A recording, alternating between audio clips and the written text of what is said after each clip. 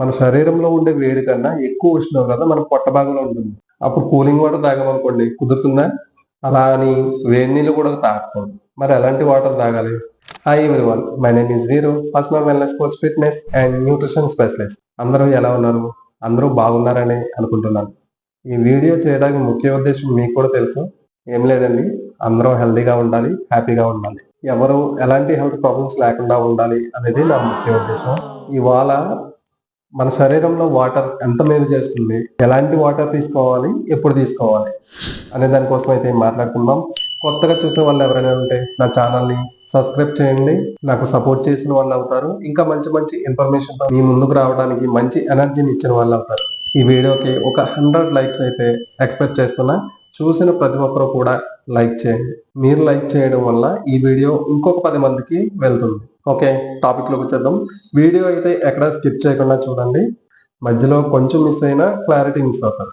ఇప్పుడున్న పరిస్థితుల్లో మన జీవన విధానం అనేది సరిగా లేదు. దానివల్ల రకరకాల సమస్యలన్నీ వస్తున్నాయి. పాతకాలంలో ఎలా ఉన్నా కూడా ఆరోగ్యంగానే ఉండేవారు. అదే విధంగా ఇప్పుడు ఉంటాను అనేసి అంటే కుదరదు. ఎందుకంటే రోగాలు అనేవి ఎక్కువ అవుతున్నాయి. మనం తీసుకునే ఆహారంతో పాటు వాటర్ ని కూడా ప్రాపర్ గా మెయింటెనెన్స్ చేయగలిగితే మన ఆరోగ్యం అనేది కుదుటపడుతుంది. మన ఆరోగ్యం అనేది మన జీవన విధానం మీద ఆధారపడి ఉంటుంది. ప్రతిరోజు మన బాడీకి కావాల్సిన 3 నుంచి 4 లీటర్ల వాటర్ తీసుకోవడం కంపల్సరీ. అంటే ఎవరి బాడీ తత్వాన్ని బట్టి వాళ్ళు పెంచుకోవడం మంచిది. అలా అని ఎప్పుడు పడితే అప్పుడు తీసుకోకూడదు, ఎలా పడితే అలా తీసుకోకూడదు. కొంతమంది చల్లని నీరు తీసుకుంటారు, కొంతమంది బాగా వేడి చేసిన నీరు తీసుకుంటారు. రెండు మన శరీరానికి మంచిది. మరి ఎలాంటి వాటర్ తీసుకోవాలి? ఫర్ సపోజ్ మీరు కూలింగ్ వాటర్ తీసుకున్నారనుకోండి, మన కడుపు భాగంలో చల్లగా చాలా ప్రశాంతంగా హాయిగా ఉంటుంది, అమ్మయ్య అనిపిస్తుంది.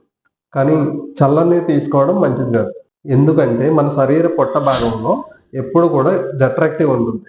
అంటే మన శరీర ఉష్ణోగ్రత కంటే ఎక్కువ వేడి మన పొట్ట భాగంలో ఉంటుంది అనమాట. అంత ఉష్ణోగ్రత ఉండడం వల్లనే మనం తిన్న ఆహారం తొందరగా జీర్ణం అవుతుంది. జీర్ణం అవటానికి హెల్ప్ అవుతుంది అనమాట. మనం కూలింగ్ వాటర్ తీసుకున్నాం అనుకోండి, ఆ చల్లదనం అనేది మన పొట్ట భాగంలో ఉన్న వేడిని తగ్గించేస్తుంది అనమాట. మన ప్రేగులు, కణాలు, టిష్యూస్ అన్ని చల్లబడిపోతాయి. మళ్ళీ మన కడుపులో ఉష్ణోగ్రత పెరగాలంటే కొంత టైం తీసుకుంటుంది.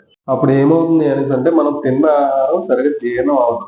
జీర్ణం కాని ఆహారం మన కడుపులో నిల్వ ఉండడం వల్ల ఏం జరుగుతుంది? అక్కడ ఉన్న ఆహారం కుళ్ళిపోవడం, దాని నుంచి గ్యాస్ ఫామ్ అవడం, కడుపు భాగంలో ఉన్న సెల్స్ అనేవి దెబ్బతినడం, దానివల్ల స్టమక్ పెయిన్, ఎసిడిటీ వంటి సమస్యలు వస్తాయి అన్నమాట. ఇంకా కొవ్వు పేరుకుపోవడం, కొవ్వు గడ్డ కట్టడం, బరువు పెరిగిపోవడం, అట్లాంటి సమస్యలన్నీ మనం ఎదుర్కోవాల్సిన పరిస్థితి వస్తుంది అనమాట. ఇప్పుడు వేడి నీళ్ళ కోసం మాట్లాడుకుందాం. చల్లని నీరు తాగడం వల్ల నష్టం ఉంది. మరి వేడి వాటర్ తాగడం వల్ల కూడా నష్టం ఉందా అంటే అది కూడా ఉంది. వేడి నీళ్ళు తాగడం వల్ల బరువు తగ్గడంలో బాగా సహాయపడుతుంది. యాక్టివ్ గా ఉండగలుగుతారు. చాలా ప్రయోజనాలే ఉన్నాయి. ఎంత వేడిని తీసుకోవాలని చాలా మందికి తెలియక బరువు తగ్గుతాం కదా అనేసి విపరీతమైన వేడి నీళ్ళని తాగుతుంటారు. ఎక్కువ వేడి ఉన్న నీళ్ళని తీసుకోవడం వల్ల మన లివర్కు, ప్రేగులకు నష్టం జరుగుతుంది. మీరు వేడి నీటిని తాగాలి అనిపిస్తే గోరువెచ్చని నీళ్ళని మాత్రమే తీసుకోవాలి. ఎలా చూసుకున్నా సరే చల్లగా ఉండే నీరు తీసుకున్నా, విపరీతమైన వేడి నీళ్ళు తీసుకున్నా రెండూ ప్రమాదమే. ఎలాంటి వాటర్ తీసుకోవాలి? నార్మల్ వాటర్ తీసుకున్నా పర్వాలేదు, లేదంటే గోరువెచ్చని నీటిని మాత్రమే తీసుకోవాలి. గోరువెచ్చని నీటిని తీసుకోవడం వల్ల ప్రయోజనాలు ఏంటో చాలా మందికి తెలియదు. అవి ఇప్పుడు తెలుసుకుందాం. ప్రతిరోజు ఉదయం లేవగానే గోరువెచ్చని నీటిని తీసుకోవడం వల్ల జలుబు, దగ్గు, గొంతు నొప్పి వంటి సమస్యల నుంచి బయటపడవచ్చు. మన శ్వాసనాళాలను శుభ్రం చేసి మన శ్వాసకు సంబంధించి సమస్యలు ఏమైనా ఉంటే తగ్గిస్తుంది. కొవ్వు కరగడంలోను, బరువు తగ్గడంలోను ఇది చాలా బాగా సహాయపడుతుంది. ప్రతిరోజు 2 లీటర్ల వేడి నీటిని తీసుకోవడం వల్ల ఇంతకు ముందు కన్నా యాక్టివ్ గా ఉండగలుగుతారు. వేడి నీరు తాగడం వల్ల మనం తినే ఆహారం నిలవడకుండా సులువుగా జీర్ణం అవుతుంది. మానసిక ఒత్తిడిని సైతం తగ్గిస్తుంది. దాంతో పాటుగా మన శరీరంలో పేరుకుపోయిన వ్యర్థాలను సైతం బయటకు పంపించేస్తుంది. మన రక్తాన్ని కూడా శుద్ధి చేసి మనం ఆరోగ్యంగా ఉండేలాగా చేస్తుంది. ఇంకా మనకు తెలియని లాభాలు ఇంకా ఎన్నో ఉంటాయి. ఇదంతా జరగటానికి కొంత టైం అయితే పడుతుంది. ఒక్క రోజులోనే అయిపోదు. మనం ఆరోగ్యంగా ఉండాలంటే ఇలాంటివన్నీ మన జీవన విధానంలో అలవాటుగా మార్చుకోవాలి. లేదంటే రోగాల బారిన పడక తప్పదు. ఇలాంటి ఇన్ఫర్మేషన్ చాలా మందికి తెలియదు.